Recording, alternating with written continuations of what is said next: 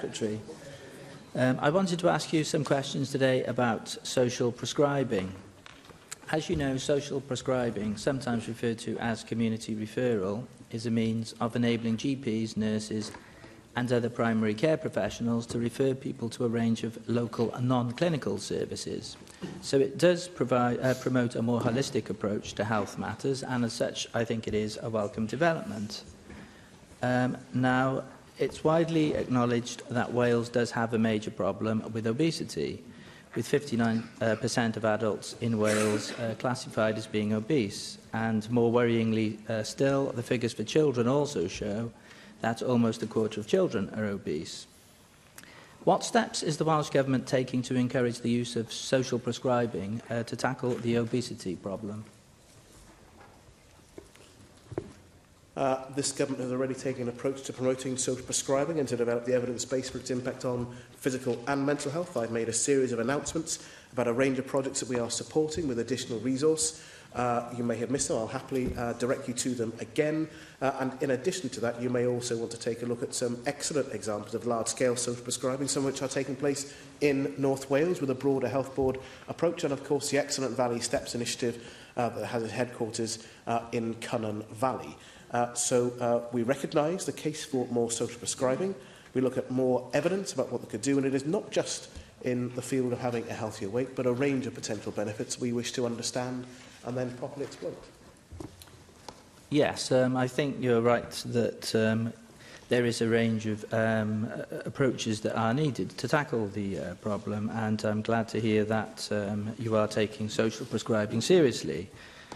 Now, I do think that it's a good idea, as I said, to use this method. However, part of the problem with social prescribing providers is that many activities are led by volunteers and the charitable sector, so they may be vulnerable over the longer term to funding changes.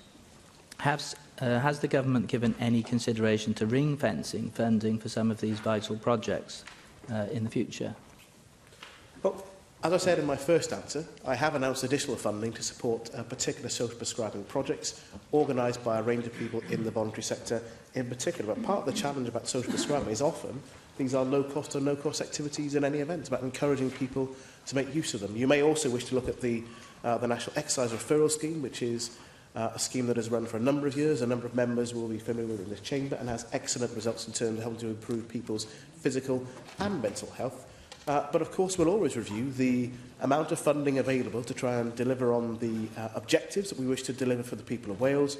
We will continue to do so, of course, in the face of continuing austerity. Yes, thanks for that answer. I will endeavour to familiarise myself in more detail with the reports that you mentioned. Now, there is one report that I will refer to. There was a recent Primary Care Hub report on social prescribing that indicated that there is a lack of awareness amongst the public about social prescribing.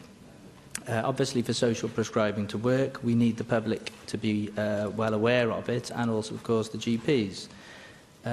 What is the Welsh Government currently doing to increase the knowledge of social prescribing among the general public and also among the GPs? I'm familiar with the Primary Care Hub that sits within Public Health Wales and their reports on social prescribing. There's a challenge, I think, for all of us in the way we talk about healthcare issues in this chamber with the wider public.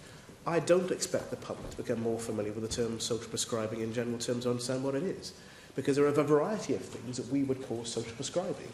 It's actually about how we renormalise a conversation about different ways to help people to achieve their health and well-being goals across physical and mental health. You don't need to know, I think, that if it's suggested, for example, you join your local Ramblers group, that that's a course of social prescribing. It's more about how you will help to achieve different goals to improve your health and well-being. And I think we regularly use language that excludes the public from a well-informed conversation. Because actually, if you say, if you did this particular activity, if you joined a particular group, that might have a benefit. That's the sort of conversation we need to re-engineer, and that is, in many ways, about access to information about what is already available, as well as developing an evidence base for the impact on physical and mental well-being. Question 3, Michelle. Question 3, Michelle Brown. Officer. What assessment